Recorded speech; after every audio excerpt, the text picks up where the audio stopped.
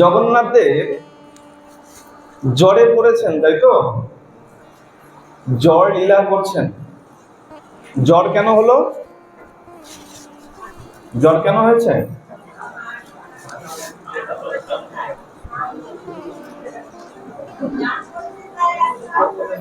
মা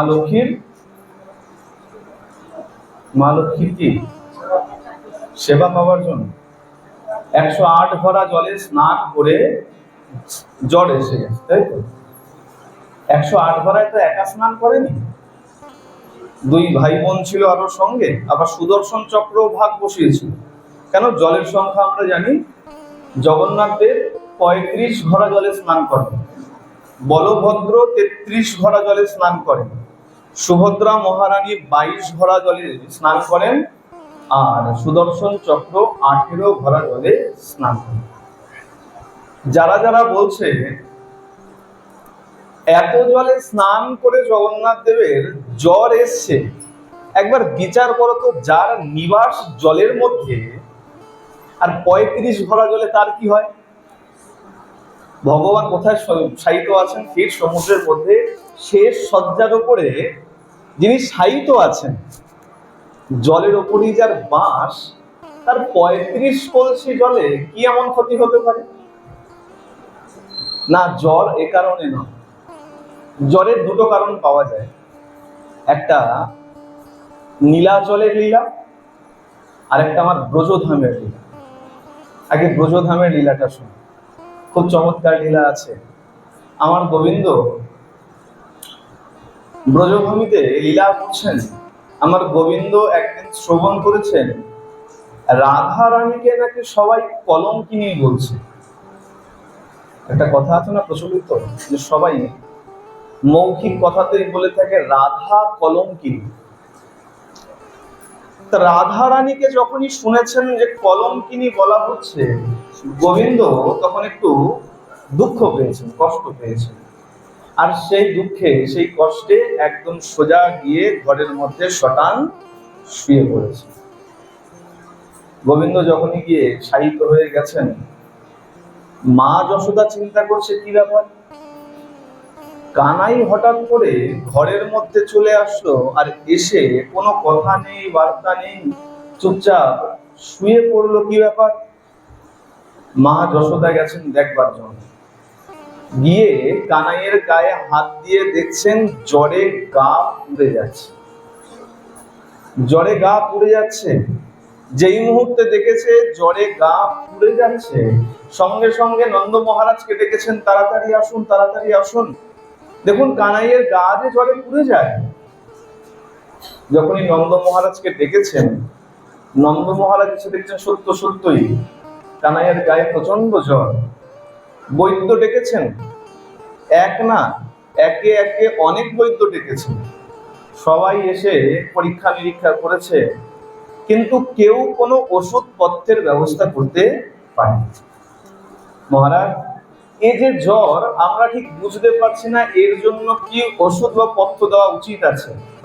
আপনি এক কাজ করুন, আমাদের থেকে ভালো বৈদ্য আনান। ভালো বৈদ্যটা কোন? আমাদের দ্বারা সম্ভব। এই বলে যখন সব একে একে বৈদ্যরা চলে গেছে, এখন গোবিন্দ চিন্তা করছেন যে আমার যে জ্বর হয়েছে, এ তো স্বাভাবিক জ্বর নয়, আর স্বাভাবিক বৈদ্য এসে ঠিক করতে পারবে না। তাহলে তখন গোবিন্দ কি করেছেন? নিজেই আরেক বেশে বৈদ্য সেজে আজকে মা যশোদার কাছে এসে উপস্থিত হয়েছে।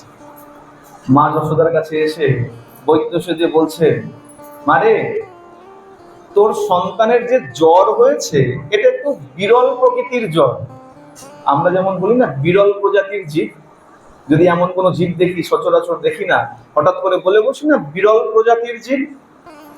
আজকে বৈদ্য বলছে যে মারে, তোর সন্তানের যে জ্বর হয়েছে, এটা একটু বিরল প্রকৃতির। তাহলে এর জন্য কি উপায়? দেখো, দুষ্টের শিরোমণি কানু চিরকালই দুষ্টুমি করে গেছে। আজকে বৈদ্য সেজে মাকে কি বলছেন? মা শোন, এর একটাই উপায় আছে। কি উপায়? ব্রজভূমির যদি কোনো সতী সাধ্বী এয়তী রমণী যদি সূর্য ওঠার আগে শত ছিদ্র কলসে করে যমুনার জল ভরে যদি তোর ছেলেকে স্নান করায়, তাহলেই তোর ছেলের জ্বর কমবে। শর্ত দেখো কত সুন্দর, সতী সাধ্বী এহতি রমণী হতে হবে, ব্রজভূমির হতে হবে, যমুনার থেকে জল আনতে হবে সূর্য ওঠার আগে হতে হবে, আর যে কলসটাতে করে জল আনবে সেটা শত ছিদ্র হতে হবে। শর্ত কিরকম দিয়েছে যথারীতি। ইতিপূর্বে এর মধ্যে কি হয়েছে, গোপীরা দুঃখে অভিমানে কানাইয়ের জ্বর হয়েছে, সখার জ্বর হয়েছে, দেখা হচ্ছে না, সাক্ষাৎ হচ্ছে না, দুঃখে অভিমানে যে যার মতন ঘরে গিয়ে দরজায় খিল দিয়ে নিয়েছে, তেমন আর বেরোচ্ছেন না। নন্দ মহারাজ চারদিকে সংবাদ ছড়িয়ে দিয়েছে যে কানাইয়ের জ্বর, আর বৈদ্য এমন এমন পন্থা দিয়ে গেছে। সংবাদ শুনে কেউ তো এগোচ্ছে না, তার মধ্যে কিছু জন ভয়ে দরজা আটকে নিয়েছে। কেন? যদি এগিয়েও যায় আর জল তুলতে গিয়ে যদি জল তুলে আনতে না পারি, তাও আবার শত ছিদ্র কলস, তাহলে তো সবাই হাসবে আর আমি অসতী বলে গণ্য হব। এই ভয়ে ঘরে গিয়ে দরজা আটকে দিয়েছে। এদিকে একজন এগিয়ে এসে সাহস দেখে, কে? তিনি হলেন কুটিলা। কুটিলা বলছে, আমার মতন সতী আর কে আছে, আমি যাই, আমি গিয়ে জল তুলে আনবো শত ছিদ্র কলসে করে, আর গোবিন্দকে সুস্থ করে দেব। কুটিলা চলেছে, একটা ছিদ্র বিশিষ্ট কলস নিয়ে গিয়েছে, জল ভরেছে, জল ভরে কাকে করে যখনই আজকে উঠতে যাবে, পা ভরকে আবার যমুনার মধ্যেই পড়ে গেছে। কুটিলাকে দেখে সবাই হাসতে আরম্ভ করেছে, হো হো করে। কুটিলা লজ্জায় তাড়াতাড়ি তড়ি ঘড়ি করে উঠে তাড়াতাড়ি ঘরের মধ্যে চলে গেছে। রাধারানী চিন্তা করছে, লোকলজ্জার ভয় পেলে চলবে না, আমাকে কে কি বলবে সেটা চিন্তা করলে চলবে না। আমার প্রাণনাথের বড় অসুখ হয়েছে, জ্বর হয়েছে, আর আমি যদি লোকচক্ষুর ভয়কে প্রাধান্য দিয়ে ঘরের মধ্যেই বসে থাকি, তাহলে আমার প্রাণ গোবিন্দের কি হবে? তিনি কি করলেন? সব ভয়কে উপেক্ষা করে আজকে চললেন শত ছিদ্র কলস নিয়ে যমুনার জল ভরলেন।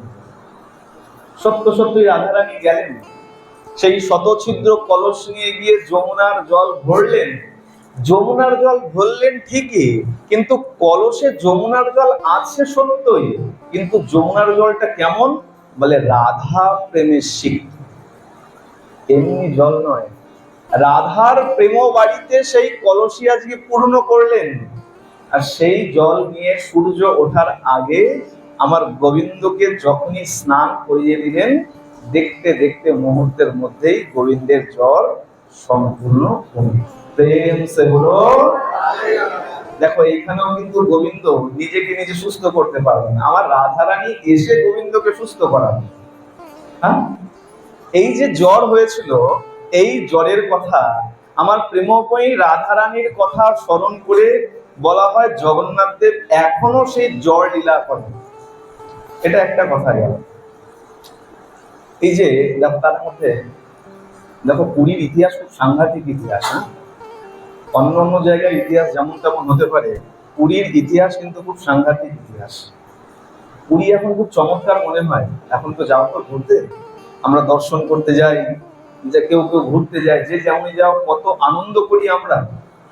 কিন্তু জানলে পরে ভয় লাগবে, খুব অবাক হয়ে যাবে। একটা সময় পুরীবাসী নিশ্চিন্তে একটা রাত পর্যন্ত কাটাতে পারত না। পুরীর মন্দির কতবার ধ্বংস করা হয়েছে, কতবার বিগ্রহ নষ্ট করা হয়েছে। ওই যাদেরকে আমরা ভাই ভাই বলি না, একই বৃন্তে দুটি কুসুম, বলি বাবা তুমি কি এখন সাম্প্রদায়িক হয়ে গেলে নাকি, এসব উল্টো পাল্টা। না না না, আমাদেরকে মূর্খ করে রাখা হয়েছে। সোজা কথা শোনো, ইতিহাসের পৃষ্ঠা খুলবে, চৈতন্য মহাপ্রভু একজন মহাপুরুষ ছিল, এইটুখানি একটা প্রচ্ছদ, এর বেশি ইতিহাসের পাতায় তুমি পাবে না মহাপ্রভুর কথা। কোনো ইতিহাস বইতে পাবে না। যদি পাও আমাকে একটা দেখিও, যে কোনো পাঠ্যপুস্তকে এতটুকুর বেশি একটা প্রচ্ছদ আছে মহাপ্রভুকে নিয়ে, রামকৃষ্ণ পরমহংসদেবকে নিয়ে এতটুকু। স্বামী বিবেকানন্দকে নিয়ে এতটুকু, আর সারা পৃষ্ঠা উল্টাও কোথাকার ঔরঙ্গজেব, হ্যাঁ, কোথাকার সে আকবর, তাদের সব ভুরি ভুরি কথা, তাদেরকে নিয়ে ভালো কথা লেখা আছে। কিন্তু যদি একটু বাংলা সাহিত্যের ইতিহাস যদি একটু উল্টে দেখো না, গায়ের পশম সব দাঁড়িয়ে যায়, কত বড় অত্যাচার করেছে। দেখ, সেই প্রসঙ্গে যেতে চাইছি না, আমি একটু ছোট প্রসঙ্গে ঢুকবো বলে একটু ইঙ্গিত এখান থেকে টানার চেষ্টা করলাম।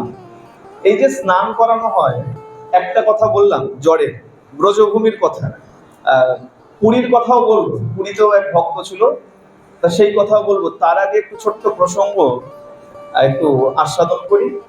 যে জলটা আনা হয় স্নান করাবার জন্য, যে কুয়োটা, সেটা খুব একটা চমৎকার ইতিহাসের তার সঙ্গে। কেন এই কুয়োটা তৈরি করা হয়েছিল? একটা অদ্ভুত কারণের জন্য। খুব মন দিয়ে শোনো, ইতিহাস খুব চমৎকার কথা বলে। খ্রিস্টাব্দ হচ্ছে 1135। বর্তমান যে মন্দির আমরা দেখতে পাই পুরীতে, এই মন্দির কার নির্মাণ করা? কে নির্মাণ করেছেন? ইন্দ্রদুম্ন মহারাজ। ইন্দ্রদুম্ন মহারাজ মন্দির বহুবার নির্মাণ করেছিলেন, তারপরেও বহু রাজা মন্দির নির্মাণ করেছে। সামুদ্রিক নোনা বায়ু এবং বহিঃশত্রুর আক্রমণে, জগতের আক্রমণে বহুবার মন্দির নষ্ট হয়েছে, তারপরে বহুবার মন্দির গড়েছে। কিন্তু বলা হয় বর্তমান যে মন্দির, সেই মন্দিরের নির্মাতা হচ্ছেন গঙ্গবংশীয় রাজা চোর গঙ্গদেব। চোর গঙ্গদেব এই মন্দির নির্মাণ করেছিলেন, বর্তমান যে মন্দির আমরা দেখতে পাই। এই চোর গঙ্গদেব যখন রাজ্যভার গ্রহণ করেন, মন দিয়ে শুনবেন, রাজ্যভার যখন গ্রহণ করলেন, চিন্তা করলেন মন্দির বারবার নাকি নির্মাণ হয় আর বারবার নাকি ধ্বংস হয়ে যায়, আমি এমন এক দিব্য ভব্য মন্দির বানাবো যে মন্দিরকে সামুদ্রিক নোনা বায়ু কোনো ক্ষতি করতে পারবে না, আর বহিঃশত্রু আক্রমণ করলেও সহজে কেউ ক্ষতি করতে পারবে না, এমন এক মন্দির বানাবো। চিন্তা করেছেন? এখন দেখো, দিব্য ভব্য মন্দির বানাতে গেলে, এরকম সুন্দর মন্দির বানাতে গেলে 1 টাকা 2 টাকা 5 টাকা খরচা করতে হবে, অর্থের প্রাচুর্যতা লাগবে, অনেক অনেক অর্থের প্রয়োজন আছে। চোর গঙ্গদেব তিনি সংকল্প করলেন, আর সংকল্প করে যুদ্ধ আরম্ভ করলেন। যুদ্ধ করতে আরম্ভ করলেন, যুদ্ধ করে করে আমি যে ধন সম্পত্তির আনবো, তা আমি জড়ো করে সেই ধন সম্পত্তি দিয়ে একটা সুন্দর মন্দির বানাবো। এখন যুদ্ধ করতে আরম্ভ করেছেন।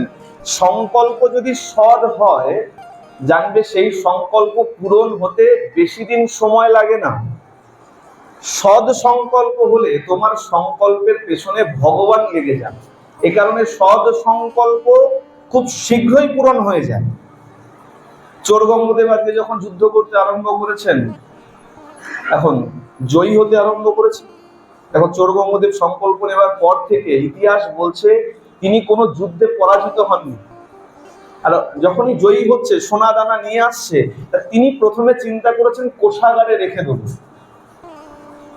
এখন আবার চিন্তা করছেন কোষাগারে যদি রাখি, এমনও হতে পারে পরবর্তী যুদ্ধে আমিও পরাস্ত হতে পারি। আরে বারবার আমি জিতবো এমন তো নিশ্চয়তা নেই। আমি যদি পরাস্ত হই, আমাকে যখন ধরে নিয়ে চলে যাবে, আমার সঙ্গে সঙ্গে আমার কোষাগার তো লুট করে নিয়ে চলে যাবে। তাহলে এই অর্থগুলো কি হবে? না, এখানে রাখা যাবে না, তাহলে কোথায় রাখবো? অনেক ভাবনা চিন্তা করে একটা মাটির গর্ত খুঁড়লেন, আর মাটির গর্ত খুঁড়ে তার মধ্যে সোনা দানা সব জমাতে আরম্ভ করলেন। আরেকবার সংকল্প নিলেন, এই গর্ত যেদিন সোনায় দানায় পূর্ণ হয়ে যাবে, সেই দিন এই সোনা দানা তুলে এক দিব্য ভব্য মন্দির বানাবো। অল্প দিনের মধ্যেই এত যুদ্ধ জয় করেছেন, অনেক সোনা দানা তিনি জমা করে নিয়েছেন, আর দেখতে দেখতে সেই মাটির গর্ত পূর্ণ হয়ে গেছে।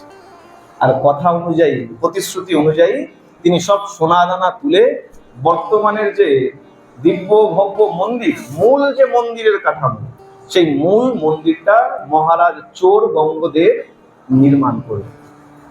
একটা মায়া পড়ে গেল। কিসের মায়া? ওই গর্তটার প্রতি একটা মায়া পড়ে। বাড়িতে ঘটে টাকা জমাও না? হ্যাঁ, ঘর যখন ভরে যায় তখন কি করো, দেখবে অনেকের অভ্যাস আছে, ঘর যখন পুরো ভরে যায় ওই যেখান থেকে টাকাটা ফেলি ছোট যে ছিদ্রটা ওটাকে আরেকটু বড় করে ভেঙে টাকা বের করে আবার ওই মুখটাকে আঠা দিয়ে স্যালুটেপ দিয়ে আবার লাগিয়ে রাখে, তাই না? আরে আমাকে এতগুলো টাকা দিয়েছে, আবার এই ঘটে টাকা জমাবো, একটা মায়া চলে আসে। আজকেও মনে করো চোর বঙ্গদেব মহারাজের একটা মায়া পড়ে গেছে, আমার মন্দির নির্মাণের জন্য এই গর্ত আমাকে এত সহায়তা করলো, এই গর্তকে এইভাবে বুঝিয়ে দিলে হবে না, তাহলে কি করা যায়, সেই গর্তটাকে একটা পাপ কুয়ো বানিয়ে দিল। এই যে সোনা দানা ভরে ভরে রাখা হয়েছিল আর পরবর্তীতে সেটা পাপ কুয়ো হয়ে গেল, এই কারণে এই গর্তের নাম হয়ে গেল সোনার পাতকুয়ো।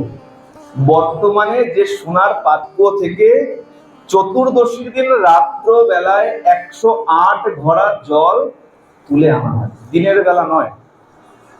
বলা হয় যে এই গর্তের মধ্যে এই পাতকুয়োতে সূর্যের আলো কখনো প্রবেশ করে। এই সেই সোনা কুয়ো, যদিও প্রকৃত নাম ছিল সোনার পাতকুয়ো, আমাদের মুখে মুখে ঘুরতে ঘুরতে সেই গর্তের নাম হয়ে গেছে সোনা কুয়ো। বর্তমানে সেই সোনা কুয়ো থেকেই 108 ঘড়া জল এনে জগন্নাথ দেবকে, বলভদ্র সুভদ্রা মহারানী আর সুদর্শন চক্রকে স্নান করানো। আর স্নান করবার পরে তাদের জ্বর হয়। এক, জগন্নাথ দেব ব্রজভূমি সেই রাধারানীর, প্রেমময়ী রাধারানীর কথা স্মরণ করে জ্বরে পড়েন। আর দ্বিতীয়ত পুরীধামে এক ভক্ত ছিলেন। আসো, যদি লীলা বলে সম্ভব হয় পুরীর একটু ছোট্ট ইতিহাস বলবো, তাহলে বুঝতে পারবে এখন গিয়ে যে আমরা এত আনন্দ করি, একটা সময় কি অবস্থা ছিল পুরী। তার আগে শোনো, পুরীধামের কি লীলা ছিল যার জন্য জগন্নাথ দেব জ্বর কেন জ্বরে ভোগেন। পুরীধামের এক ভক্ত ছিল, তার নাম হচ্ছে মাধব দাস, পরম ভক্ত। খুব মন দিয়ে শুনবে, দেখো বারবার বলি, লীলা কেবলমাত্র শুনে আনন্দ পাওয়ার জন্য নয়, প্রত্যেক লীলার ভেতর থেকে ভগবান আমাদের জন্য কিছু ইঙ্গিত পাঠান, কিছু শিক্ষা দেন। সেটা যদি বুঝতে না পারো তাহলে লীলা শুনে কোনো কাজ নেই। খালি লীলা শুনলাম, আনন্দ করলাম, ধেই ধেই করে নাচলাম, প্রসাদ দিলাম, চলে গেলাম, কোনো কাজ হবে না। মাধব দাস পরম ভক্ত, কি সেবা করে, জগন্নাথ মন্দিরে মালা গাঁথে। দেখো কত ছোট সেবা, আমরা বিচার করি না। হ্যাঁ, কোনো মন্দিরে গেলাম, যদি আমাকে বলে বাবা একটু ঝাড়ু দিয়ে দাও, এই আমি এত বড় একজন মহারাজ, আমি কিনা ঝাড়ু দেবো? হ্যাঁ, ভালো করে শোনো, ভগবানের কোন সেবা ছোট নয়। ভালোই পুষ্প চয়ন হোক, ভালোই তুলসী চয়ন হোক, ভালোই চন্দন ঘষে দেওয়া হোক, ভালোই তোমাকে রান্না করতে দেওয়া হয়নি, তোমাকে বলা হয়েছে চন্দন ঘষে দাও, তার মানে যে ছোট সেবা হয়ে গেল, এটা কখনো ভাববে না। ভগবানের কোন সেবা কিন্তু ছোট নয়, প্রত্যেক সেবা সমান, আর প্রত্যেক সেবাকে নিষ্ঠা নিয়ে করা উচিত। আজকে মাধব দাস কি করেছেন, নিত্য যায় ভগবানের মন্দিরে মালা গাঁথে। হঠাৎ করে মাধব দাসের শারীরিক অবস্থার অবনতি হয়েছে। কি হয়েছে, পেট খারাপ হয়ে গেছে। পেট খারাপ হয়েছে, প্রথম প্রথম স্বাভাবিক ছিল, অল্প অল্প পেট খারাপ, 2 বার 3 বার 4 বার শৌচ কর্ম করতে হতো। আস্তে আস্তে যখন সেই ব্যাধি যখন বেড়েছে, মাধব দাস চিন্তা করছে সেবা করা আমার পক্ষে সম্ভব হয়ে উঠছে না। কেন, আস্তে আস্তে যখন সেবা করতে যায় হঠাৎ হঠাৎ বেগ আসে আর ছুটতে হয় শৌচকর্ম করবার জন্য, দিনে 5 বার 7 বার 10 বার 12 বার। শারীরিক ব্যাধি যখন বাড়তে লেগেছে, এখন চিন্তা করছে সেবা করবো কি করে।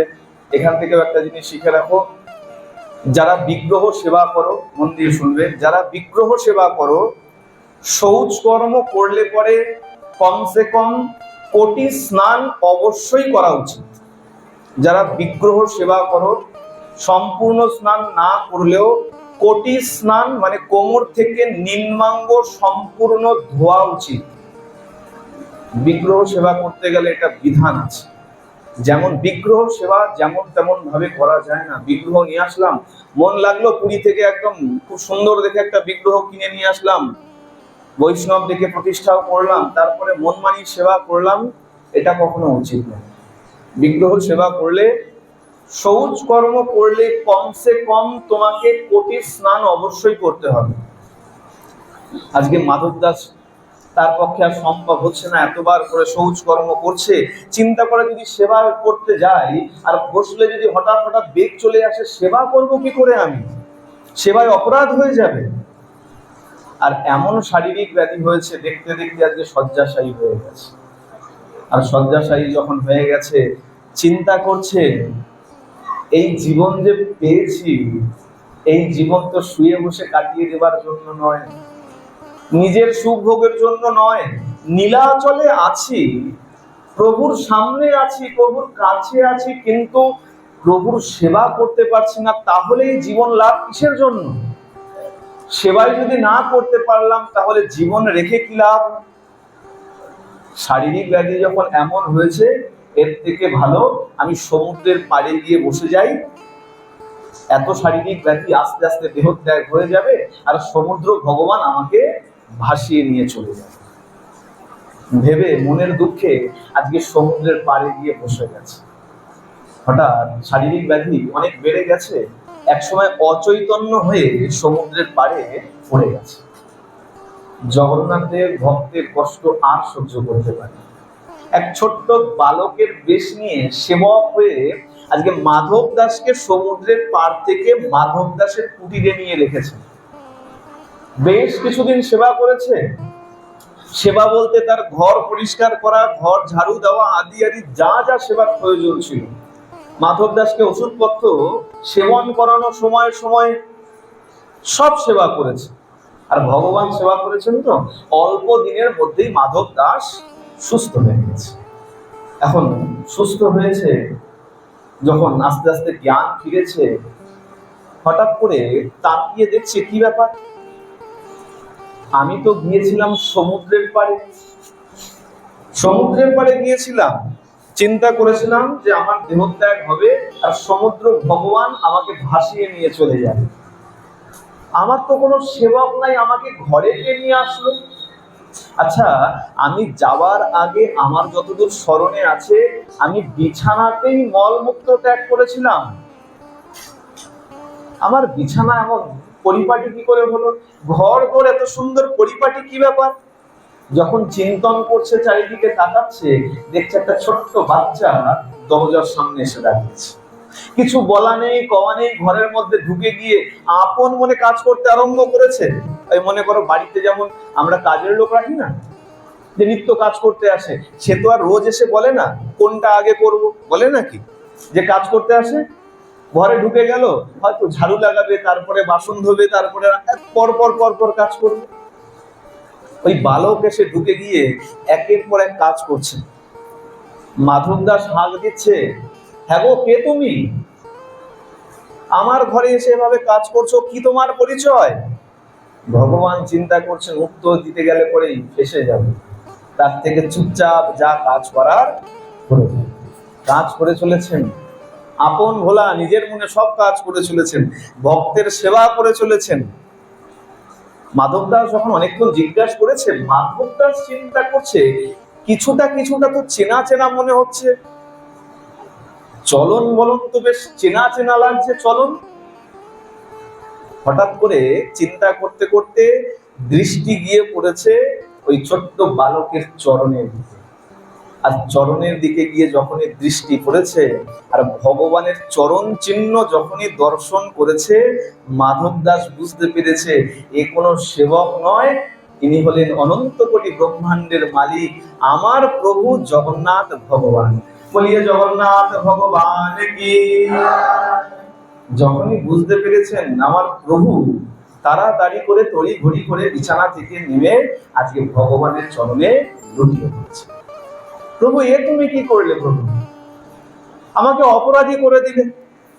এর থেকে তো ভালো ছিল আমি সমুদ্রের পাড়ে গিয়েছিলাম, আমাকে মরতে দিতে। খুব মন দিয়ে শুনবে, মাধব দাস আর জগন্নাথ দেবের কথোপকথনটা খুব মন দিয়ে শুনবে, তাহলে অনেক কিছু বুঝতে পারবে এত কষ্ট কেন আসে জীবনে। ভগবানের সেবা পূজা করার পরেও কেন এত কষ্ট পায়?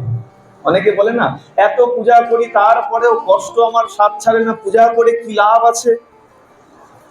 মাধব দাস বলছে, প্রভু এর থেকে ভালো ছিল তুমি আমাকে মরতে দিতে। আমি তোমার সেবা করব, সেখানে তুমি আমার সেবা করছো। মাধব দাস, আমি চাই না তুমি দেহ ত্যাগ করে প্রারব্ধ ভোগ করবার জন্য আবার দেহ নিয়ে আসো। যতক্ষণ প্রারব্ধ থাকবে ততক্ষণ তোমাকে দেহ লাভ করতে হবে। প্রারব্ধ যতক্ষণ আছে, হোক মানুষের দেহ, হোক কুকুর, গরু, ছাগল, ভেড়া, যাই হোক না কেন, প্রারব্ধ যতক্ষণ থাকবে ততক্ষণ তোমাকে দেহ লাভ করতে হবে। আমি চাই না তুমি আবার দেহ নিয়ে আসো। মাধব দাস বলছে, বেশ, তাহলে তুমি আমার প্রারব্ধ খণ্ডন করে দিতে। আরে আমাকে মরতে দেবে না, তাহলে আমার প্রারব্ধ খণ্ডন করে দিতে, আমার ব্যাধি ঠিক করে দিতে, তাহলে আমাকে আর সেবা করতে হতো না। মন দিয়ে শোনো, জগন্নাথ দেব কি বলছেন। জগন্নাথ দেব মাধব দাসকে বলছে, মাধব দাস, আমি সব পারি, কিন্তু প্রারব্ধ খণ্ডন করতে আমি পারি না। সব পারি, প্রারব্ধ খণ্ডন করতে আমি পারি না। একটা বাংলায় প্রবাদ ছিল না আমাদের, এখন তার এসব প্রবাদ শোনা যায় না, আগেকার দিনে প্রবাদ শোনা যেত। মজা করে ঠাকুমারা বলতো, পাপ করবে রাশি রাশি আর ভুগবে কি তোমার মা মাসি। একটা প্রবাদ চলতো না আমাকে, এখন এসব শোনা যায় না এখন। হ্যাঁ, আগে খুব শোনা যেত এসব, ছড়া কেটে কেটে ঠাকুমা দাদুরা এসব খুব বলতো আগেকার দিনে। হ্যাঁ, বলে পাপ তুমি করবে আর তোমার পাপের ভোগ তোমাকেই করতে হয়, অন্য কেউ আসে। তাহলে প্রভু তুমি মরতেও দেবে না, আবার এত প্রারব্ধ আছে ভোগও করবে না, এত প্রারব্ধ তাহলে কিসের জন্য? বলে, শোনো মাধব দাস, আমি ভক্তের জীবনে দুঃখ একটু বেশি দিয়ে থাকি। কেন? তার যত যত প্রারব্ধ আছে আমি চাই এই জীবনেই সব ভোগ করে নিক, আর এই জীবনে সব ভোগ করে প্রারব্ধ সব খণ্ডন করে সে আমার ধামে ফিরে যাক। এই কারণে কখনো মনে দুঃখ পাবে না। এই সকালবেলায় পুজো দিলাম আর আমারই কেন অ্যাক্সিডেন্ট হলো, হতে পারে আরো বড় কিছু হওয়ার ছিল, সেটাকে ভগবান তোমাকে একদম ছোটর মধ্য দিয়ে পার করে দেবে। ভগবানকে দোষ দেওয়ার আগে 5 বার চিন্তা করবে। হ্যাঁ, কেন? বলে আমরা প্রারব্ধ দেখতে পাই না। ভালো করে শোনো, একটা বাড়িতে এক মা তার ছেলেকে খুব বকছে। কেন? বাচ্চাটা খালি বায়না করছে, আইসক্রিম খাবো, আইসক্রিম খাবো, আইসক্রিম খাবো। একটা বয়স্ক লোক গেছে, তা সেই মাকে গিয়ে বলছে, হ্যাঁ রে মা, এত বকাবকি কেন করিস, আইসক্রিম খেতে চায়, একটা আইসক্রিম দিয়ে দে।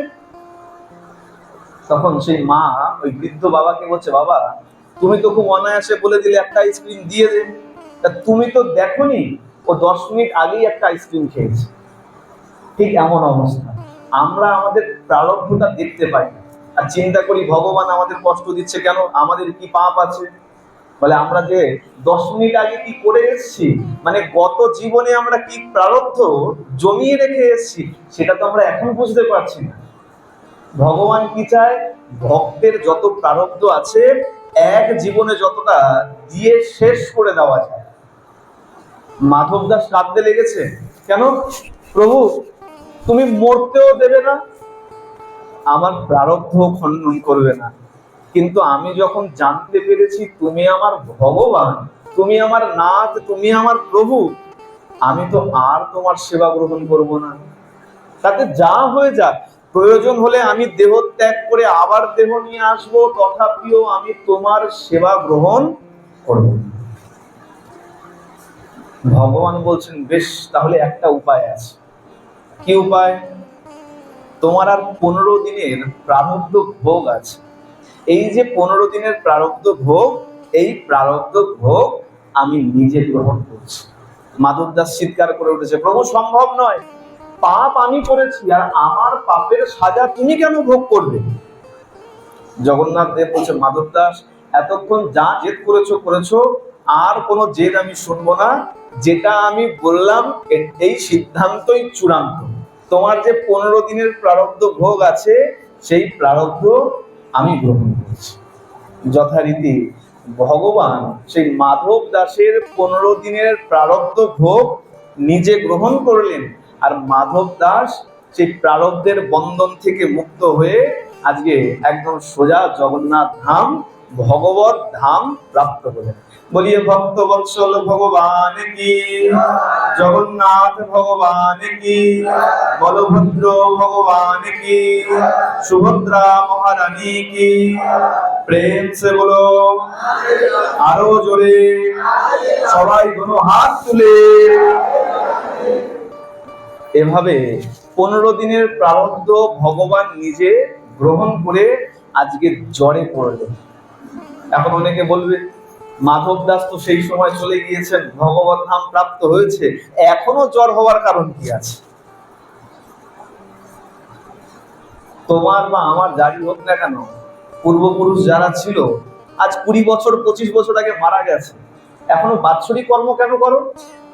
করো না ঘটা করে, ওই তিথি নক্ষত্র দেখে, দিন দেখে, সুন্দর করে ফটো রেখে, মালা দিয়ে, ব্রাহ্মণ ডেকে করো তো। কেন করো? বলে স্মরণ করে, শ্রদ্ধা জ্ঞাপন করবার জন্য। আর ভগবানও ঠিক তেমন, একবার যদি ভক্তের সঙ্গে সম্পর্ক গড়ে নেয়, ভক্ত ভালোই ছাড়তে চায়, কিন্তু ভগবান কখনো সেই সম্পর্ককে ছাড়তে চায়। এই মাধব দাসের কথা স্মরণ রাখতে, স্মরণ করে ভগবান এখনো সেই জ্বর লীলা করে। যথারীতি আর বেশি দিন নাই, জ্বরে পড়েছেন। আর জ্বরে পড়লে কি হয়? অঙ্গকান্তির কিছুটা খামতি ঘটে। দেখো না, একদিনের জ্বর হলে পরে আমাদের কি হয়? মা বলে হায় রে, ছেলের একদম গাল পাজর ভেঙে গেছে, চোখ একদম গর্তে ঢুকে গেছে, জ্বর হয়ে কি অবস্থা হয়েছে। হ্যাঁ, আর জগন্নাথ দেব 15টা দিন জ্বর ভোগ করছেন। সত্য সত্য, মিথ্যা কথা নয়। পুরীতে যদি পান্ডাদের জিজ্ঞাসা করো, এই জাজপুর থেকে বৈদ্য আসে জগন্নাথ দেবকে পাচন সেবন করানোর জন্য, পান্ডাদের জিজ্ঞাসা করলে জানতে পারবে, তারা বলেন সত্য সত্যই জগন্নাথ দেবের গায়ের তাপমান বেড়ে যায়। আমরা যেমন ওই মাপি না থার্মোমিটার দিয়ে 101, 102, 103, জগন্নাথ দেবেরও গায়ের তাপমান সত্য সত্যই বেড়ে যায়। জগন্নাথ দেবকে পাচন সেবন করানো হয়, আর পাচন সেবন হয়, আর তার সঙ্গে সঙ্গে অঙ্গরাগ চলে। কেন? স্নান করেছেন তো, আর স্নান করে তার অঙ্গরাগ ধুয়ে গেছে। কিছুটা জলে ধুয়ে যায়, আর কিছুটা ভক্তরা দেখবে ঘষে ঘষে তুলে নিয়ে যায়। দেখেছো স্নানের সময়? পুরী স্নান দেখেছো? চাক্ষুষ হোক বা টিভিতে দেখবে পান্ডারা ছোট ছোট বস্ত্র নিয়ে আসে, কৃপা হিসাবে। দেখবে জগন্নাথ দেবের নাকের উপরে, গালের উপরে ঘষতে থাকে। ওই যে অঙ্গরাগ থাকে না, ওগুলোকে বস্ত্রে করে কৃপা হিসাবে, প্রসাদ হিসাবে ওগুলো নিয়ে যায়। এখন গাত্রে সেই গাত্র বর্ণ অঙ্গরাগ তো ধুয়ে যায়। তাই যথারীতি এই পাচন সেবার পাশাপাশি ভগবানের অঙ্গরাগ হয়। আর জগন্নাথ দেবের অঙ্গরাগ করা হয় ভূষাকালি দিয়ে, বলভদ্রের অঙ্গরাগ করা হয় শঙ্খের চূর্ণ দিয়ে, আর সুভদ্রা মহারানীর অঙ্গরাগ করা হয় কাঁচা হলুদ বেটে সেই হলুদ থেকে রং করে সেই রং। আর এই 15 দিনে অঙ্গরাগে রঞ্জিত হয়ে নব যৌবন বেশ নিয়ে রথে করে আজকে বড় দাণ্ডে এসে উপস্থিত হয়। তাদের মনে খুব আনন্দ, কিন্তু একজনের মনে একদম রাগ ভরে যায়। কার মনে? মা লক্ষ্মীর মনে। বলে 3 ভাই বোন মিলে গেলে আর গিন্নিকে ভুলে গেলে। 3 ভাই বোন রথে করে চলতে আরম্ভ করলে, আর আমি? মা লক্ষ্মীকে জগন্নাথ দেব বলে যায়, দেখো যে ছলিয়া হয় না, তার স্বভাব কোনোদিন পাল্টায় না। যুগ পরিবর্তন হয়ে যাক না কেন, আরো কিছু পরিবর্তন হয়ে যায়, যে ছলিয়া তাকে কখনো পাল্টানো যায় না। ব্রজভূমিতেও গোপীদেরকে বলেছিল, গোপী আজ যাই কাল আসে। আর ওই কালো সোনার জীবনে কাল কিন্তু কখনো আসে। গোপীরা অপেক্ষা করেছিল, বলেছিল আজ যাই কাল আসবো। আজকেও মা লক্ষ্মীকে বললো 2 দিনের জন্য যাচ্ছি। এখন মাকে যখন সঙ্গে নেয়নি, মায়ের তো স্বাভাবিকভাবেই রাগ হবে। হ্যাঁ, যথারীতি মা সেই যে ওপরে দালান কোঠার উপরে দাঁড়িয়ে দাঁড়িয়ে সেই রথযাত্রার দৃশ্য দর্শন করবে। এভাবে আমাদেরও আর সেই সুন্দর দিনের আর বেশি বাকি নাই। আগামী 16 তারিখ, 16ই জুলাই, বৃহস্পতিবার, জগন্নাথ দেব দাদা বলভদ্র, বোন সুভদ্রা আর সুদর্শন চক্রকে সঙ্গে নিয়ে তিনিও এই রথে করে বেরিয়ে পড়বেন ভক্তদের দর্শন দেওয়ার জন্য। তিনি ঘুরতে বেড়ায় না, তিনি যে বেরোচ্ছে আমরা মনে করতে পারি এক মন্দিরে সারাদিন তো থাকে, মনে হয় ভালো লাগে না তাই একটু হাওয়া বদল করতে বেরোয় না। অনেক ভক্ত আছে যাদের প্রবেশ নিষিদ্ধ আছে পুরী মন্দির, যারা প্রবেশ করে দেখতে পায় না। ম্লেচ্ছদের প্রবেশ নিষেধ আছে, বিদেশিদের প্রবেশ নিষেধ আছে, তারা তো দর্শন করতে পারে না। জগন্নাথের চিন্তা করে তাহলে তারা দর্শন করবে কি করে? বেশ, তারা প্রবেশ করতে না পারুক, আমি তো বেরোতে পারি। তাই জগন্নাথ দেব সবাইকে দর্শন দেবার জন্য আজকে বড় দাণ্ডে নেমেছে। এর আরেকটা কারণ আছে, গুন্ডিচা মহারানীকে কথা দিয়েছিল, আর সেই কথা রাখতেই তিনি মাসির বাড়ি ঘুরতে যান। গুন্ডিচার বাড়িতে তিনি এই 7 দিনের জন্য তিনি সেইখানে গিয়ে অবস্থান করেন। এখন একটু ছোট্ট করে বলি, সময় প্রায় অন্তিম পর্বে। এত আনন্দ তো আমরা করি, এত আনন্দের মতন পরিবেশ একটা সময় পুরীতে ছিল না। আমরা অনেকে হয়তো জানি না পুরীর ইতিহাস, তাই আমরা ভাবতেও পারি না। কোন মা বললেন ইন্দ্রদুম্ন মহারাজের মন্দির? না, মন্দিরটা ইন্দ্রদুম্ন মহারাজের নয়। ইন্দ্রদুম্ন মহারাজের মন্দির সিংহলের রাজা রক্তবাহু ধ্বংস করে দিয়েছিল। কি নাম? সিংহলের রাজা রক্তবাহু সেই মন্দিরকে ধ্বংস করে দিয়েছিল। পরবর্তীতে বহু বছর কেটে গেছে, পরে রাজা হয়েছেন মহারাজ যযাতি কেশরী। এই যযাতি কেশরী যখন রাজা হলেন, তিনি দ্বিতীয়বারের জন্য মন্দির বানালেন। তিনি দ্বিতীয়বারের জন্য মন্দির বানিয়েছিলেন বলে যযাতি কেশরীকে বলা হতো দ্বিতীয় ইন্দ্রদুম্ন। ভালো করে মন দিয়ে শোনো, এগুলো মাদলা পাজি থেকে প্রকাশিত তথ্য, কোনো মন গড়ন কথা নয়। মাদলা পাজি থেকে প্রকাশিত তথ্য এগুলো। দ্বিতীয় ইন্দ্রদুম্ন মহারাজ কাকে বললেন? যযাতি কেশরী। মন্দির বানালেন, বিগ্রহ খুঁজছেন। কেন? সোনপুরে বিগ্রহকে লুকিয়ে রেখেছিলেন। ইন্দ্রদুম্ন মহারাজের যখন মন্দির ধ্বংস হলো, সেই সময় সেবায়িতরা চিন্তা করলেন বিগ্রহের কি হবে। এই চিন্তা করে বিগ্রহকে সোনপুরে লুকিয়ে রেখেছিলেন। খোঁজ খোঁজ খোঁজ অনেক যখন বছর পার হয়ে গেছে, যযাতি কেশরী যখন সিংহাসনে বসেছেন, বিগ্রহ আর পাচ্ছেন না, তখন যযাতি কেশরী কিছু বৃদ্ধদের কাছ থেকে জানতে পারলেন, সেই বৃদ্ধেরা তাদের পূর্বপুরুষদের কাছ থেকে শুনেছে সোনপুরে কোনো একটা বৃক্ষকে তারা পূজা করে। কেন পূজা করে? সেই বৃক্ষের নিচে নাকি বিগ্রহ পতিত আছে, পুঁতে রাখা আছে।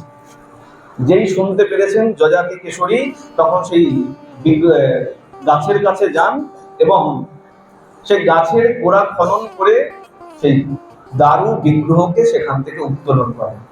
কিন্তু দীর্ঘ সময় থাকার কারণে সেই বিগ্রহ জরাজীর্ণ হয়ে গিয়েছিল। যযাতি কেশরী তখন পণ্ডিতদের পরামর্শ নিয়ে যে বৃক্ষের নিচে খনন করে বিগ্রহ উত্তোলন করা হয়েছে, সেই বৃক্ষকে ছেদন করে সেই বিগ্রহ আবার নির্মাণ করা। এরপরে বহু বছর কাটলো, ভালোই চলছিল। আরেকটু ছোট্ট প্রসঙ্গ শোনো। 810 খ্রিস্টাব্দ, আমাদের মহাদেবের অবতার শঙ্করাচার্য আসলেন। আমাদের সনাতন ধর্মের অবক্ষয়ের একমাত্র কারণ জগন্নাথ নয়, অন্যতম কারণ হচ্ছে বৌদ্ধ ধর্ম, যাকে আমরা এত শান্তির ধর্ম মনে করি না। সেই বৌদ্ধরা আমাদের সনাতন ধর্মের আরেকটা পদক্ষেপ নিয়েছিল সনাতন ধর্মকে অবক্ষয়ের দিকে ঠেলে দেওয়ার জন্য। বৌদ্ধ ধর্ম যখন প্রচারিত হয়েছিল, তখন মূর্তি পূজা বন্ধ হয়ে গিয়েছিল। এই বৌদ্ধ মত যখন প্রাবল্য নিল, প্রবলতা যখন নিল পুরী ধামে, তখন তারা মূর্তি নষ্ট মূর্তি পূজা বন্ধ করে দেওয়ার দিকে যখন অগ্রসর হয়, সেই সময় সেবায়িতরা এই বিগ্রহকে নিয়ে গিয়ে জাঁজপুরে এক জায়গায় লুকিয়ে রাখে। না, ভুল বললাম, জাঁজপুরে না, চিল্কা হ্রদে এক বৃক্ষের গোড়ায় নিয়ে গিয়ে পতিত করে রাখে। যখন শঙ্করাচার্য আসলেন, শঙ্করাচার্য এসে দেখছেন বেদিতে, রত্ন বেদিতে ভগবান নেই। কি আছে? 1 লাখ শালগ্রাম শিলা সেখানে পূজা করা হচ্ছে। শঙ্করাচার্য সে জিজ্ঞাসা করলেন কি ব্যাপার? ভগবানের বিগ্রহ কোথায়? সেবা পূজা কিসে হয়? বললেন যে মহারাজের আজ্ঞায় আমরা শালগ্রাম শিলায় সেবা পূজা করি। কেন বিগ্রহ? তখন বললেন সব কথা। যখন বললেন, শঙ্করাচার্য বললেন, আচ্ছা আমি যদি বিগ্রহের সন্ধান দিই, বিগ্রহ কোথায় পতিত আছে, ব্রহ্ম কোথায় রাখা আছে, আমি যদি সন্ধান দেই, তাহলে কি তোমরা আবার বিগ্রহকে স্থাপনা করবে? তখন পান্ডারা, সেবায়িতরা সবাই সানন্দে বলে উঠলো, অবশ্যই, যদি আপনি সংবাদ দেন আমরা অবশ্যই আবার বিগ্রহ স্থাপনা করব। শঙ্করাচার্য বসলেন ধ্যানে। শঙ্করাচার্য ধ্যানে বসে তিনি সংবাদ দিলেন, জায়গার নির্দেশনা করলেন। কোথায়? চিল্কা হ্রদের পূর্ব দিশায় এক বটবৃক্ষ আছে, বটবৃক্ষের উত্তর কোণে এই বিগ্রহকে পতিত করা আছে। সংবাদ দিলেন। আর শুধু এতটুকুই নয়, ধ্যান করতে করতে সেই বৃক্ষ দর্শন করলেন, আর বৃক্ষ দর্শনের সঙ্গে সঙ্গে জগন্নাথ দেবকেও ধ্যানের মধ্যে দর্শন করলেন। আর যেই মুহূর্তে ধ্যানের মধ্যে জগন্নাথ দেবকে দর্শন করেছেন, তার মুখ থেকে বেরিয়ে এসছে, জগন্নাথ স্বামী নয়ন পথগামী ভগবত। এই যে শ্লোকটা আমরা কীর্তন করি না, এত সুন্দর, এই শ্লোকটাই জগন্নাথ দেবকে দর্শন করে তার মুখের থেকে বেরিয়েছে। চলো আমরা একটু করে নিই, করবেন সবাই করতালি দিয়ে। জগন্নাথ স্বামী নয়ন পথগামী, নয়ন পথগামী ভব তুমি। সবাই জগন্নাথ নয়ন পথগামী, নয়ন পথগামী ভব তুমি। জয় জগন্নাথ, জয় জগন্নাথ, জয় বলদেব, জয় জয় সুভদ্রা, জয় জগন্নাথ। সবাই মিলে উচ্চস্বরে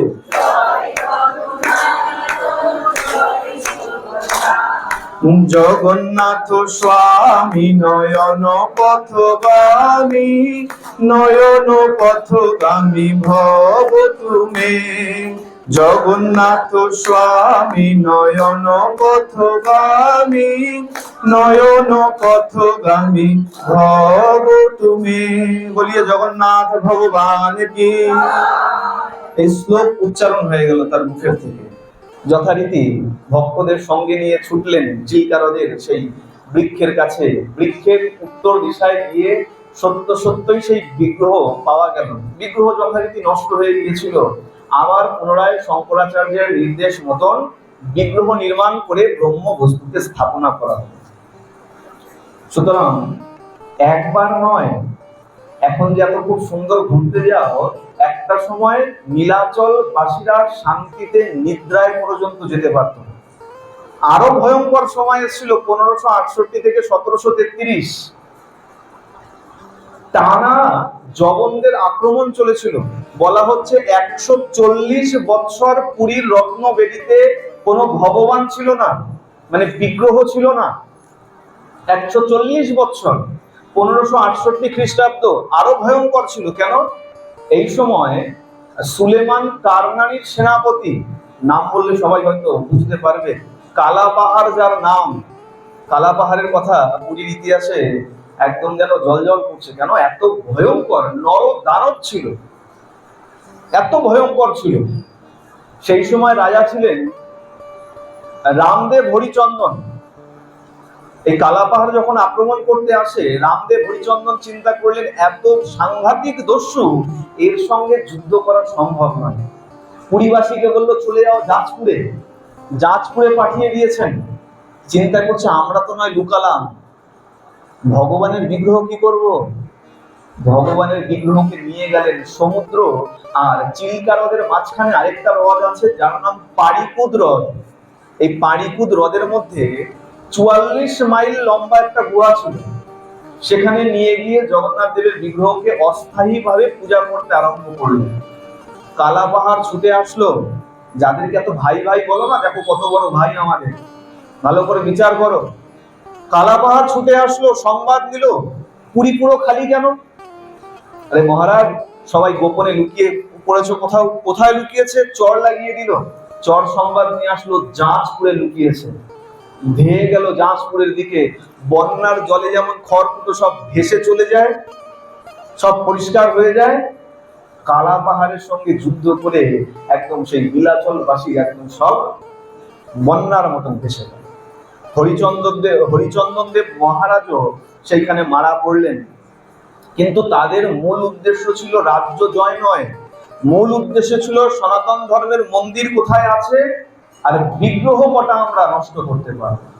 বিগ্রহ কোথায়? খবর মিলল পারিপুর দ্বীপে, সেখানে বিগ্রহ রয়েছে। ছুটলো পারিপুর দ্বীপের দিকে। যখন ছুটেছে, এক ব্রাহ্মণ পান্ডা সংবাদ পেয়েছে কালা পাহাড় আসছে বিগ্রহ নষ্ট করবে বলে। এক ব্রাহ্মণ, তার নাম বিশর মহান্তি। এই বিশর মহান্তি কি করলেন?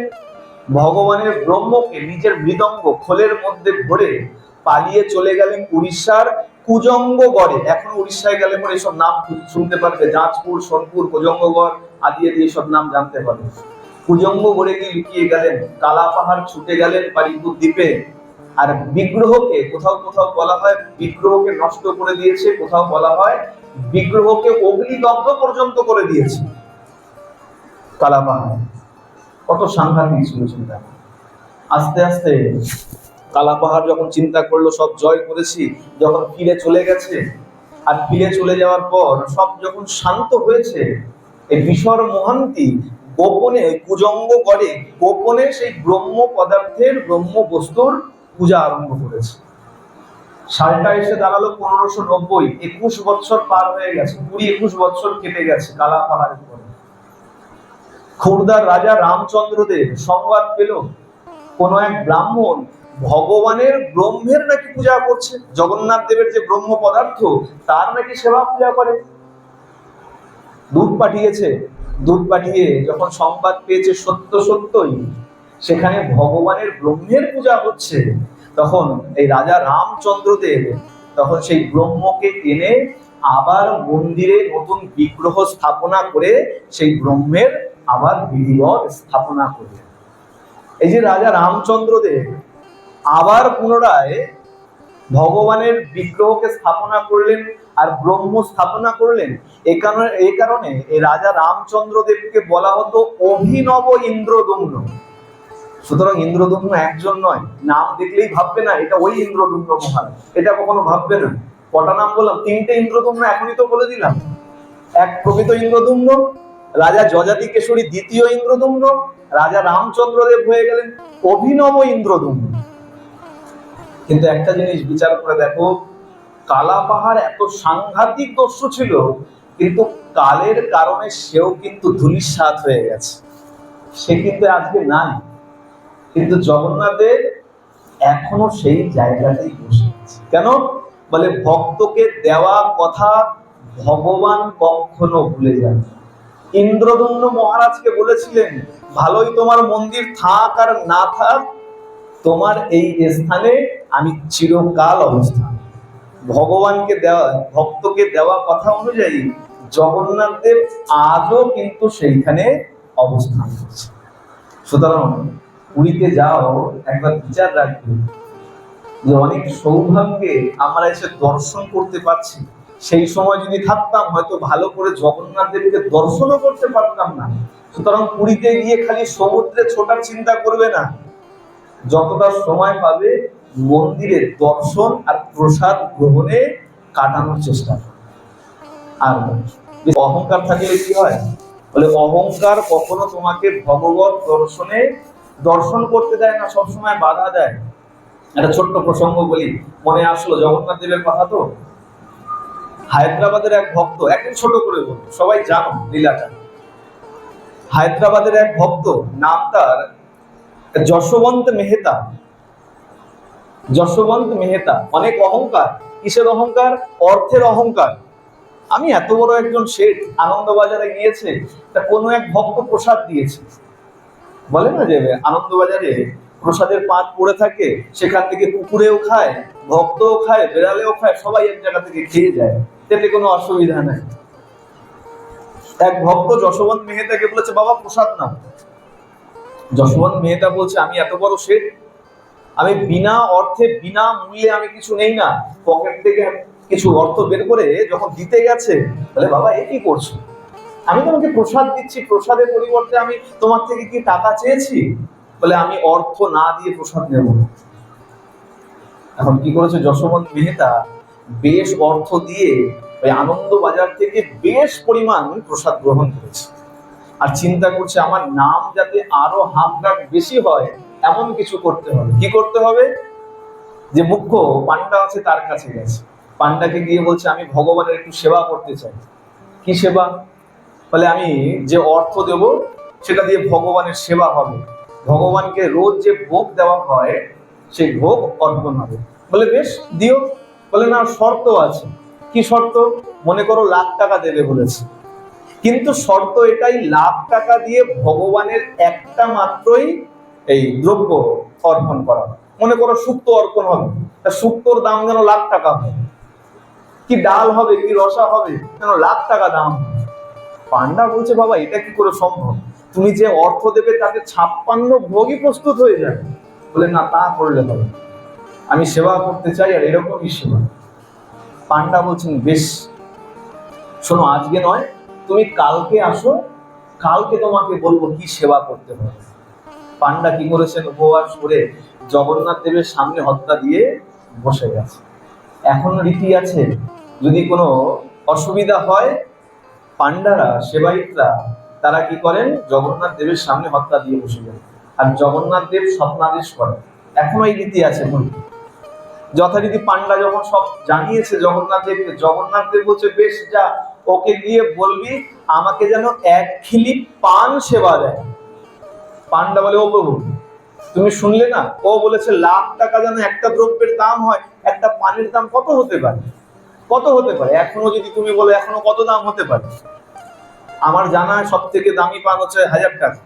কলেজ স্ট্রিটে আছে না একটা পানের দোকান, বলে নাকি সব মহানয়কা দিয়ে সবাই পান খেয়ে গেছে, গেলে বলে একটা পানের দাম নাকি 1000 টাকা। বলে শোন, ওকে বলবি স্বাভাবিক পান নয়, তাহলে আমি গজমতির চূর্ণ দিয়ে পান সেবা করতেছি। অনেক মায়ের নেশা থাকে না, ক্ষয়ের একটু বেশি লাগবে, থাকে না বেশি। জগন্নাথ দেব আজকে পান সেবা নেবেন কি দিয়ে? গজমতির চূর্ণ দিয়ে। গজমতির চূর্ণ কিসে হয়? কিসে হয়? আমাদের 27 নক্ষত্র আছে, তার মধ্যে এক নক্ষত্রের নাম স্বাতী নক্ষত্র। এই স্বাতী নক্ষত্রে যদি বৃষ্টি হয়, সেই বৃষ্টির জল যদি হাতির মাথায় পড়ে, বলে তাহলে নাকি হাতির মাথায় ওই মুক্তার সৃষ্টি। আর সেই মুক্তার চূর্ণ দিয়ে জগন্নাথ দেব আজকে পান সেবা নিতেছে। পান্ডাকে যখনই বুঝিয়ে দিয়েছে, পান্ডা বুঝতে পেরেছে তার মানে এতে গন্ডগোল কিছু আছে। বলে বেশ কালকে আসুক। মহান্তি যখন এসে যখনই বলেছে বলো কি সেবা দেব, পান্ডা বলছে প্রভু তোমার কাছ থেকে 1 খিলি পান সেবা চেয়েছে। তাহলে পাগল হয়েছো, লাখ টাকা আমি দেবো আর 1 খিলি পান মাত্র? বলে আগে শোনো কি দিয়ে পান দেবে, কি দিয়ে? বলে গজমতির চূর্ণ দিয়ে। বলে কোথায় পাবো, কিনে নিয়ে আসবো এখনই আমি। বলে আরে দাঁড়াও, আগে কোথা থেকে সৃষ্টি হয় সেটা জানো? বলে কিভাবে হয়?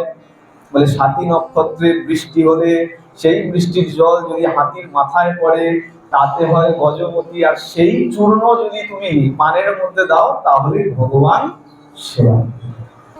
যখনই বলে দিয়েছে, আজকে যশোবন্ত মেহতা বুঝতে পেরেছে আমি যে অহংকার নিয়ে এসেছিলাম জগন্নাথকে সেবা দেব বলে, নিজের নাম হাক ডাক করবো বলে, জগন্নাথ দেব আজকে আমার সেই অহংকার ছোট করে।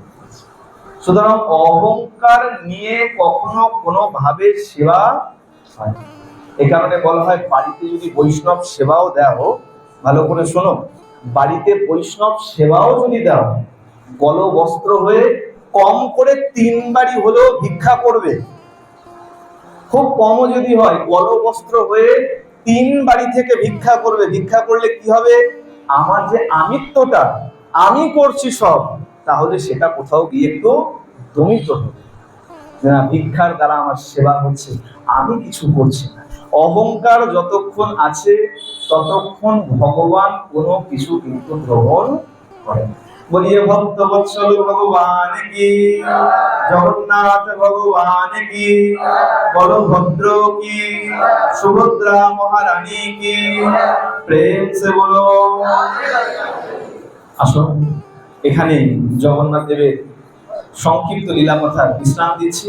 বলে জগন্নাথ দেবের লীলা অনন্ত, সুতরাং এক সময়ের মধ্যে সম্পূর্ণ শোনা সম্ভব নয়, তাই কিঞ্চিত শ্রবণ করে আজকের মতন এখানে বিশ্রাম দিলাম।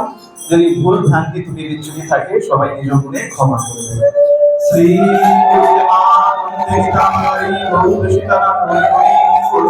শ্রী শ্রী সাধু গুরু বৈষ্ণব দেবানন্দে হরি হরি বল। শ্রী শ্রী রাধা গোবিন্দ প্রেমানন্দে হরি হরি বল। আচ্ছা সবাই মিলে, ঠিক আছে? আনন্দ হলে পরে করতালি দেবে, আর আনন্দ না হলে কেউ করতালি দেবে, ঠিক আছে? তাহলে বোঝা যাবে কার আনন্দ হয়েছে আপনার।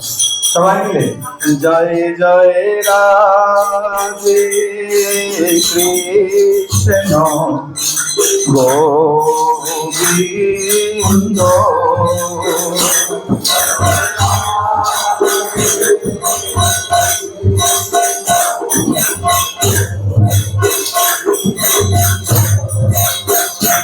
রাধে গোবিন্দ,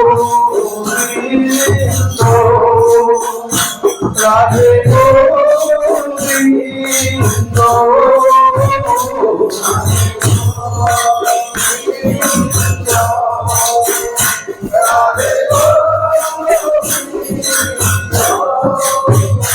জয় জয় রাধে কৃষ্ণ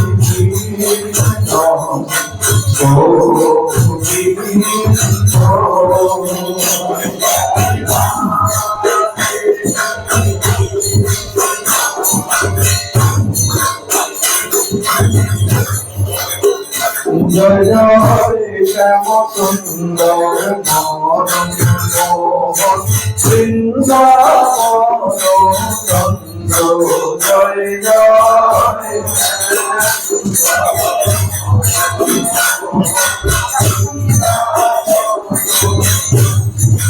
জয় জয় রাধা শ্রী হরি শ্রী গোকুলানন্দ।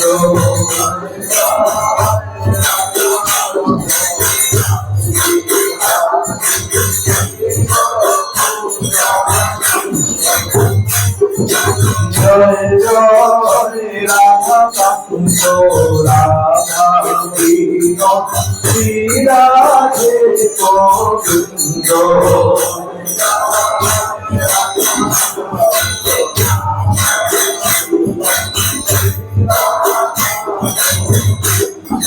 জয় জয় রাধে চরি ভালো চন্দ্র।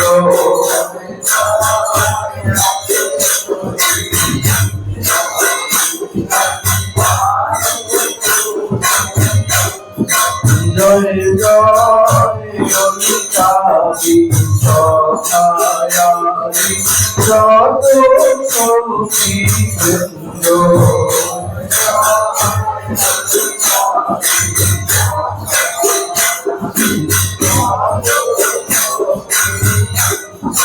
জয় জয় প্রিয় মঞ্জরি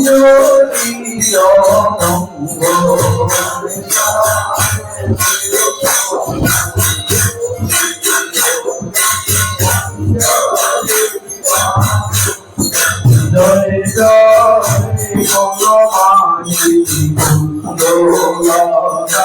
জয় অভিয়া বৃন্দ।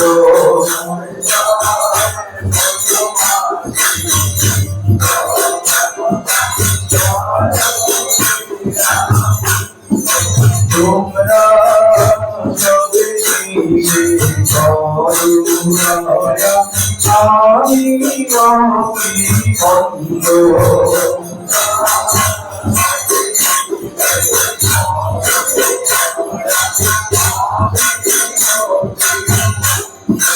তোমরা কৃপা করে দাও যে যুগল চরণার বিন্দু।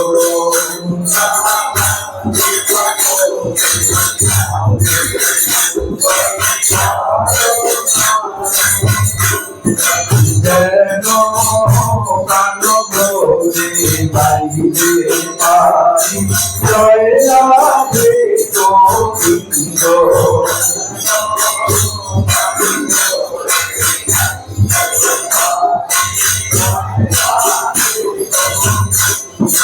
যেন ব্যাকুল হয়ে ডাকতে পাই রাধে গোবিন্দ।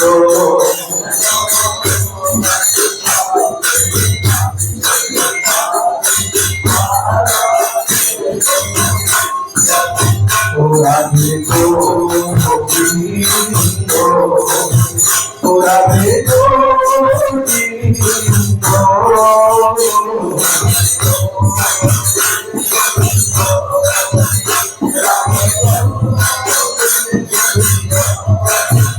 জয় জয় রাধে কৃষ্ণ গোবিন্দ।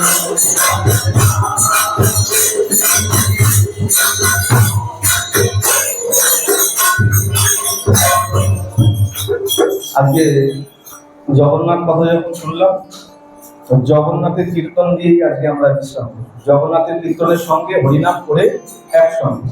কোন জগন্নাথ কীর্তন করবো? শঙ্করাচার্যের কথা যখন শুনলাম, আসো আমরাও জগন্নাথ স্বামী দিয়েই আজকে বিশ্রাম করি।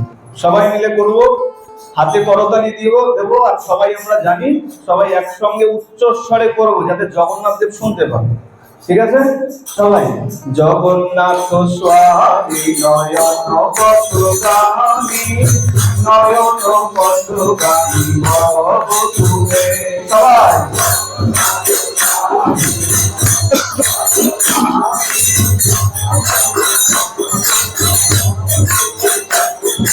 জগন্নাথ স্বামী নয়ন পথগামী, নয়ন পথগামী ভব তুমে।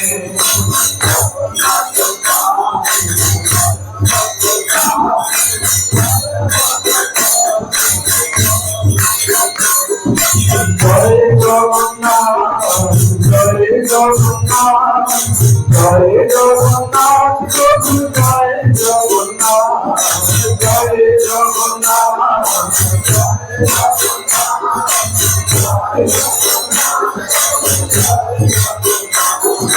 জয় বলদে, জয় বলদে, জয় বলদে, প্রভু জয় বলদে।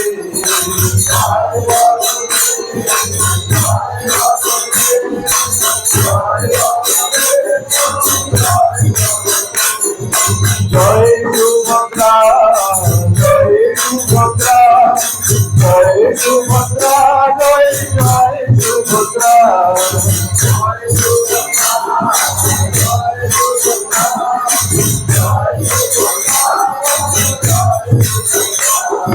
জগন্নাথ স্বামী নয়ন পথগামী, নয়ন পথগামী ভব তুমে।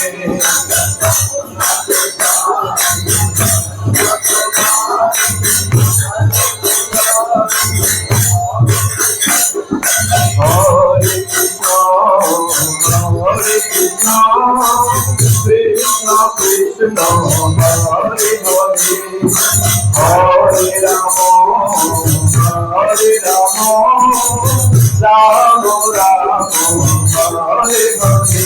পাইলে উৎসব করে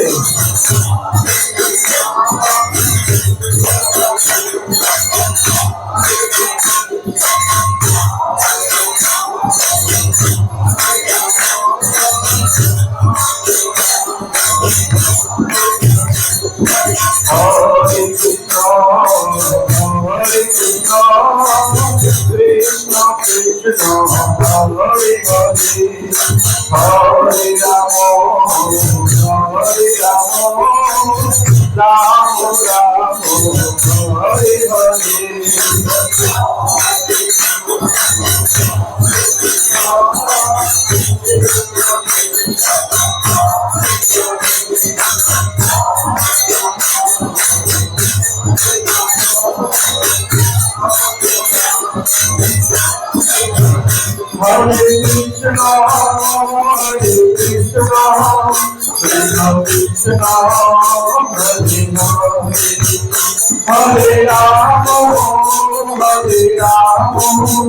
রাম রাম হরে হরে।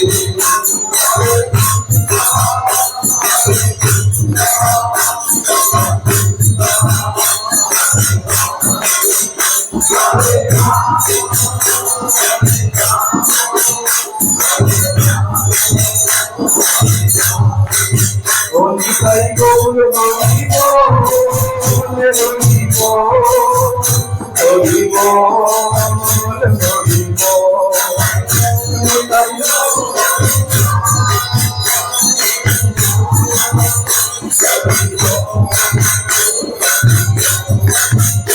আমার নিতাই হরিব হরিব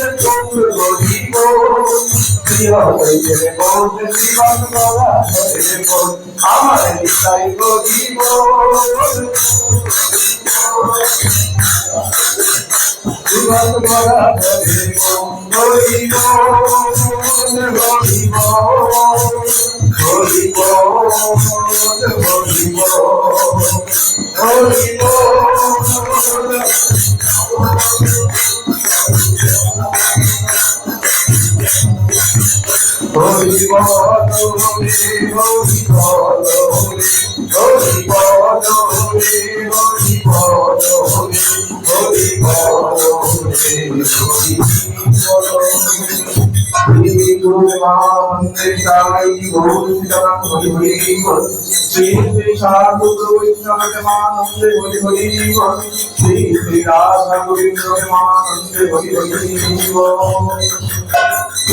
গৌরীয় ভক্ত বৎসল ভগবান কি ভাগবত ভগবান কি রাধা মাধব কি জগন্নাথ বলদেব সুভদ্রা মহারানী কি সুদর্শন চক্র কি শিবশম্বর ভোলানাথ কি যোগ মায়া কি বৃন্দা মহারানী কি চারো ধাম কি চারো সম্প্রদায় কি অনন্ত কোটি সাধুগুরু বৈষ্ণব কি হরিনাম সংকীর্তন কি ওর পরকাজ কি নামাচার্য ঠাকুর হরিদাস কি আপন আপন গুরু মহারাজ কি আপন আপন পিতা মাতা কি পিতাই গৌর সীতানাথ মানবতে হরি হরি হরি হরি হরি।